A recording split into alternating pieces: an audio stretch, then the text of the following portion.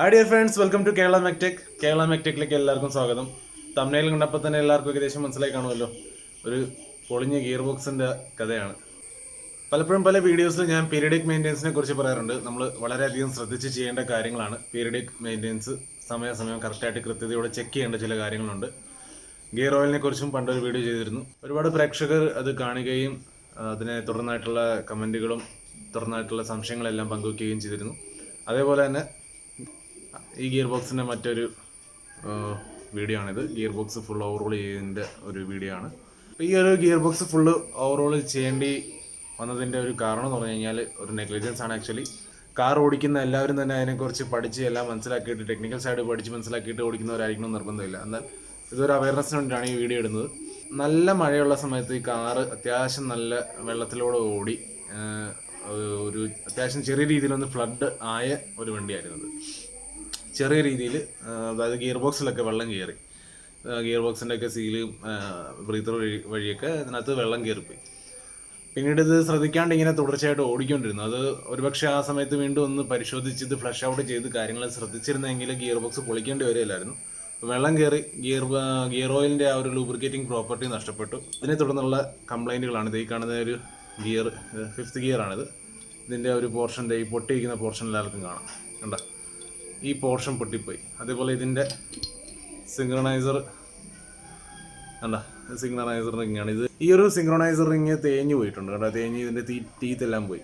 5th gear കുറേ ഇതേ അവസ്ഥയിൽ, അതായത് ആ ഒരു ഗിയർ ഓയിലിൻ്റെ പ്രോപ്പർട്ടി നഷ്ടപ്പെട്ടതിന് ശേഷം കസ്റ്റമർ ഒരുപാട് കാലം ഈ കാർ ഉപയോഗിച്ചു.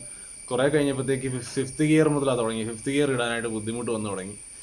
എന്നിട്ടും കുറച്ച് കാലം ശ്രദ്ധിക്കുക, പിന്നെ കാണിക്കാം എന്നുള്ളൊരു തിരക്കിൽ ഓടിയതാണ്. അപ്പം കുറേ കഴിഞ്ഞപ്പോഴത്തേക്ക് ഇതുണ്ട് 5th ഗിയറിൻ്റെ ടീത്ത് പൊട്ടി.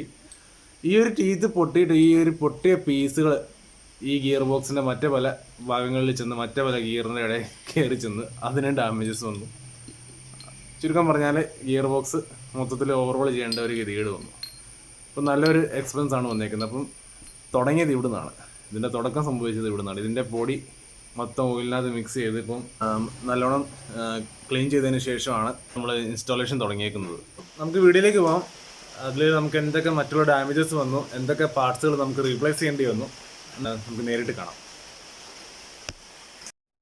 അങ്ങനെ 5th ഗിയർ ഹബിൻ്റെ പൊട്ടിയ പീസുകൾ മറ്റു പല ഭാഗങ്ങളിലേക്ക് ചെന്ന് അങ്ങനെ മറ്റു പല ഭാഗങ്ങൾക്കും പല ഡാമേജസ് വന്നിട്ടുണ്ട്. നമ്മുടെ ഈ ഡിഫറൻഷ്യൽ യൂണിറ്റിൻ്റെ സൺ ഗിയറും സ്റ്റാർ ഗിയറൊക്കെയാണ്. ആ ഗിയേഴ്സിനൊക്കെ നല്ല കാര്യമായ തേയ്മാനം വന്നിട്ടുണ്ട്.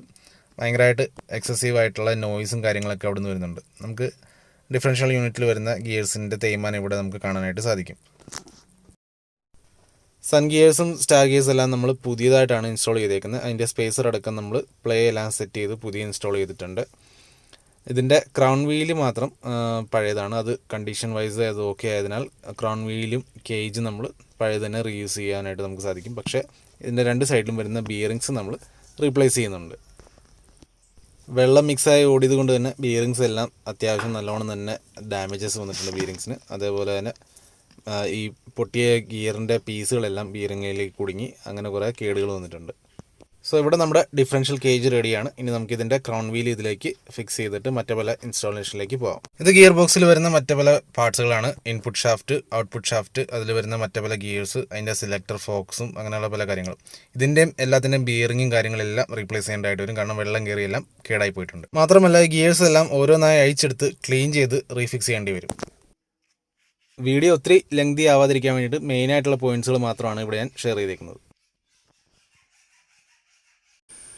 പ്രേക്ഷകരെല്ലാം ഇവിടെ ഞാൻ വീണ്ടും ഓർമ്മപ്പെടുത്തുകയാണ്. ഗിയർ ഓയിലിൻ്റെ ഒരു കേസ്, അതിൻ്റെ പീരിയഡിക്കലി ആയിട്ട് അത് ഇൻസ്പെക്ട് ചെയ്യുക. എന്തെങ്കിലും ലീക്കോ കാര്യങ്ങളോ എല്ലാം തോന്നുന്നുണ്ടെങ്കിൽ ശ്രദ്ധിക്കുക. അപ്പോൾ നമ്മൾ പാർക്ക് ചെയ്യുന്ന ഫ്ലോറോ കാർ പാർക്കിംഗ് ഏരിയ അല്ലെങ്കിൽ നമ്മുടെ കാർ പോർച്ചിൽ എവിടെയെങ്കിലും ചെറിയ ഡ്രോപ്സ് ഉണ്ടെങ്കിൽ അത് ഏത് ഭാഗത്തു നിന്നാണെന്നുള്ള ജസ്റ്റ് ഒന്ന് കൺഫേം ചെയ്ത് വിടുന്നത് നല്ലതായിരിക്കും. അതേപോലെ ഈ മഴക്കാലത്തൊക്കെ ഓടിയതിന് ശേഷം ഒന്ന് അതിൻ്റെ കണ്ടീഷൻ നോക്കുന്നത് നല്ലതാണ്.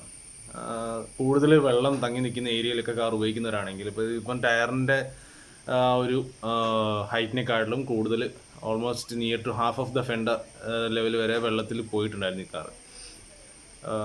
അങ്ങനെ അവിടെ ആ ഒരു സിറ്റുവേഷൻ വന്നപ്പോഴാണ് ഇങ്ങനെ ഒരു പ്രോബ്ലം ഇതിന് വന്നത്. പിന്നീട് ഇത് പാർക്ക് ചെയ്തിരുന്ന ഏരിയയും അത് കൂട്ടൊരു ഏരിയ ആയിരുന്നു. വെള്ളം അത്യാവശ്യം എല്ലായിടത്തും കയറി ചെന്നു.